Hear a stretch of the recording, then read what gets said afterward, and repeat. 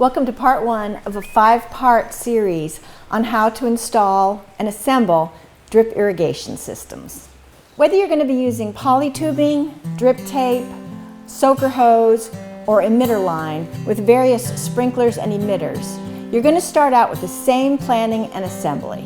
To begin with, get out your pen and pad and tape measure for the planning session. Your drip irrigation system begins at the water source, whether that's a freestanding faucet near your garden, a hose bib on your house, or a spigot near a well, ditch, or other water source. Start by measuring how far it is from your water source to your gardens, and also whether you can water all your gardens with one line from the source, or if you'll need several lines, such as if your gardens are located in different directions from the faucet. Or you need to determine if you need more feet of line than the system can support at once. You'll also need to measure your garden beds, length and width.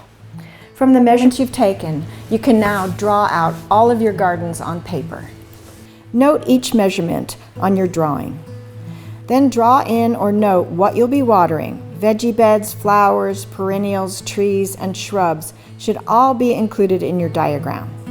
Now it's time to take the time and analyze what kind of drip system is going to be the best for you.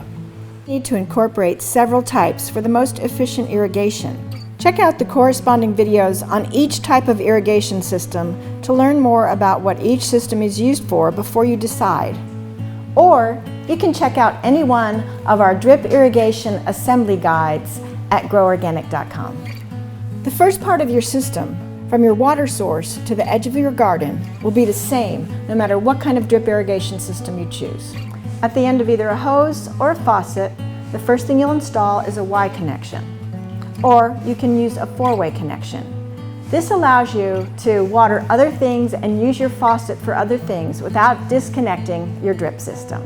Next, install a vacuum breaker. This will prevent backflow from your irrigation system and prevent your water source from becoming contaminated. This will be especially important if you plan to be using a fertilizer injector system. If you are going to be using a fertilizer injector system, now is the time to install it. However, read the manufacturer instructions carefully because some timers can't be used with the fertilizer injector system and possibly some other components of the drip system that you choose. A filter should be installed next. This will prevent your drip system from getting clogged. A flushable Wye filter is very easy to clean, or you can use an economical inline filter. A filter is especially important if you're using a fertilizer injector, or if your water source is from a well, irrigation pond, or a ditch. An optional accessory to add next is a timer. There are a variety of timers to choose from, anywhere from a simple mechanical timer to a fully digital Wi-Fi enabled timer that you program from your smartphone or computer, and everything in between. Adding a timer will save you time and money on your water bills. Most drip systems work best with a fixed pressure regulator. If you find out that your water pressure may be too high, you can determine what type of pressure regulator to use based on the type of drip system you're going to be installing. Now that your irrigation system is protected, filtered, timed, and regulated, you can add the polytubing. The polytubing will bring the water to the edge of your garden.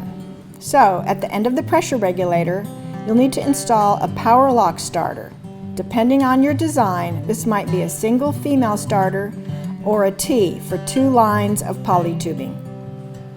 Attach your 1/2-inch poly to the starter and then power lock it in place. Now you're ready to lay it down in the garden. You can stake it down with ground staples, or you can hold it firmly in place along a wooden deck or raised beds with mounting clips. Your irrigation is ready for the next step: how to get the water from the polytubing to the plants. Check out our corresponding videos on how to set up a drip irrigation using emitter line, soaker hose, T-tape, and all the rest of the accessories. And grow organic for life.